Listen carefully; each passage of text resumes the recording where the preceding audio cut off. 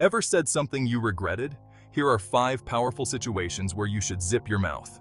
Marcus Aurelius' Stoic wisdom shows you how to leave a lasting impression and command respect. Trust me, the last one is the ultimate key to becoming unforgettable. We've all been there, right? You're in the middle of an argument, emotions are running high, you're about to blow your top. It's like that moment when you're watching a comedian roast someone and you know they're about to go in for the kill. But here's the thing. Most of the time, the best thing you can do in those situations is absolutely nothing. Think about it. When you're angry, your judgment gets clouded, you say things you don't mean, and the whole thing just escalates. It's like throwing gasoline on a fire. Marcus Aurelius, he was all about that self-control, man.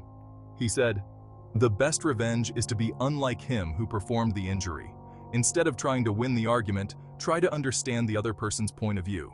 Listen to what they have to say, even if you don't agree with it. You might be surprised at what you learn. Plus, it takes a lot more strength to stay calm and collected in the heat of the moment than it does to lose your cool." Think about the people you respect the most. Are they the ones who fly off the handle at the drop of a hat? Or are they the ones who stay calm, cool, and collected, even when things get tough? Exactly. It's like training for a marathon, man. You don't just wake up one day and run 26 miles. You gotta train your mind and body to handle that kind of stress. Same thing with controlling your emotions. It takes practice, but the more you do it, the easier it gets. And let me tell you, the payoff is huge. When you can stay calm and rational in the middle of an argument, people notice. They respect you for it. It's like you're speaking from a higher level of consciousness, man. So next time you feel that anger bubbling up, take a deep breath, channel your inner Marcus Aurelius, and just listen. You might be surprised at how much more effective you are when you're not shouting from the rooftops. Look, we all complain sometimes. It's human nature. Life throws you curveballs, you stub your toe, your favorite team loses, whatever. But there's a difference between venting to a friend and constantly wallowing in negativity. Think about the people you enjoy spending time with. Are they the ones who are always complaining about something? Or are they the ones who find the silver lining, even when things are tough? Marcus Aurelius was all about focusing on what you can control. He said, "You have power over your mind, not outside events. Realize this, and you will find strength." When you're constantly complaining, you're essentially focusing on all the negative things in your life, and what you focus on, you attract. It's like that saying, misery loves company. You become a black hole of negativity, sucking the energy out of every room you enter.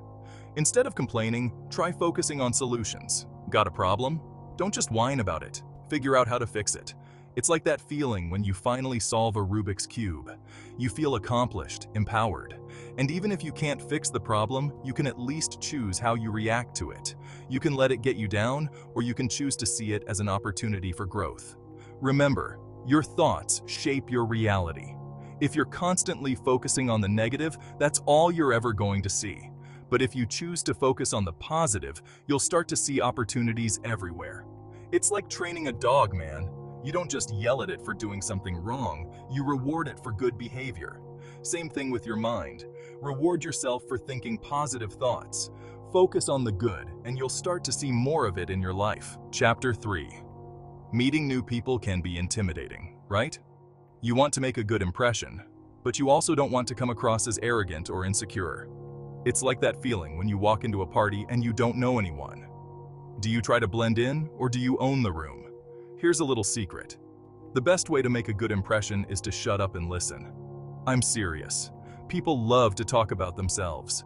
Give them the space to do that, and they'll walk away thinking you're the most interesting person in the room. Marcus Aurelius was all about observation. He said, "Waste no more time arguing about what a good man should be one." He believed that you could learn more from listening than you ever could from talking. Think about it. When you meet someone new, you don't know anything about them. Their hopes, their dreams, their fears. Every person is a walking, talking mystery novel. And the only way to unravel that mystery is to listen. Ask questions. Be genuinely interested in what they have to say. People can spot a fake a mile away, man. But when you're genuinely interested in someone, it shows. And when you do speak, make your words count. Don't just blurt out the first thing that comes to mind. Think about what you're going to say and how you're going to say it.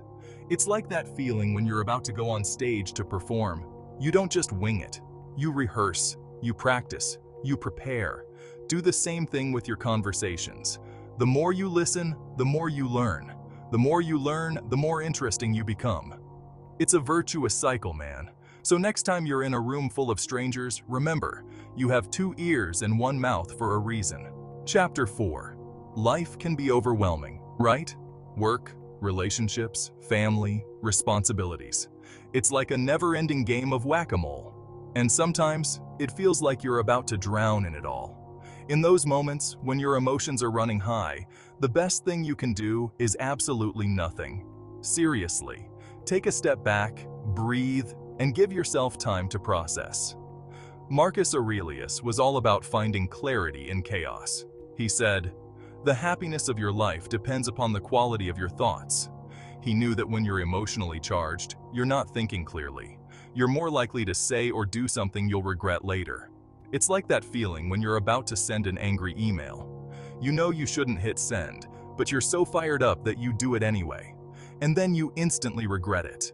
Instead of reacting in the heat of the moment, take a step back. Go for a walk, hit the gym, meditate, whatever it takes to clear your head. Give yourself time to calm down and process your emotions. Once you're feeling more level-headed, then you can start to address the situation. But not before. Trust me, you'll make better decisions when you're not drowning in your emotions. It's like that feeling when you're about to go scuba diving. You don't just jump in without checking your gear. You take your time, you make sure everything is in working order, and then you dive in. Do the same thing with your emotions. Take the time to check your gear, make sure you're in the right headspace, and then approach the situation with a clear mind. Chapter 5. Life isn't all sunshine and rainbows, right? Sometimes you have to deal with difficult situations. Loss, heartbreak, illness, family drama. It's the heavy stuff, man. And when you're dealing with sensitive topics, it's more important than ever to choose your words carefully. Marcus Aurelius was all about empathy. He said, "When you arise in the morning, think of what a precious privilege it is to be alive, to breathe, to think, to enjoy, to love." He believed in treating others with kindness and compassion, especially during difficult times. When you're having a sensitive conversation, it's not about you. It's about the other person. Your job is to listen, to offer support, and to be a shoulder to cry on. It's not the time to offer unsolicited advice or to try to fix their problems. Sometimes, the best thing you can do is just be there. Let them know that you care, that you're listening, and that you're there for them. Words are powerful, man. But sometimes, silence speaks volumes. It's like that feeling when you see a stranger crying on the street. You don't have to say anything. Just offering a tissue or a kind smile can make all the difference. Remember, everyone processes grief and pain differently. There's no right or wrong way to do it. Just be there for them, offer your support, and let them know that they're not alone.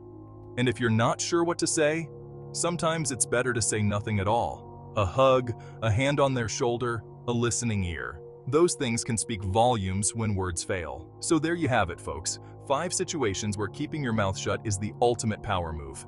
Remember, silence isn't about being passive or submissive. It's about choosing your words carefully, speaking with intention, and knowing when to just shut up and listen. By following these principles, you not only avoid regret, but also cultivate respect. People will recognize you as someone who is thoughtful, insightful, and a master of their own emotions. Trust me, that's a powerful combination. Want to master the art of communication and confidence? Check out our Dark Psychology course in the description. Unlock the secrets to captivating conversations and commanding respect. Don't forget to like, subscribe, and let us know in the comments which part you'll start practicing today.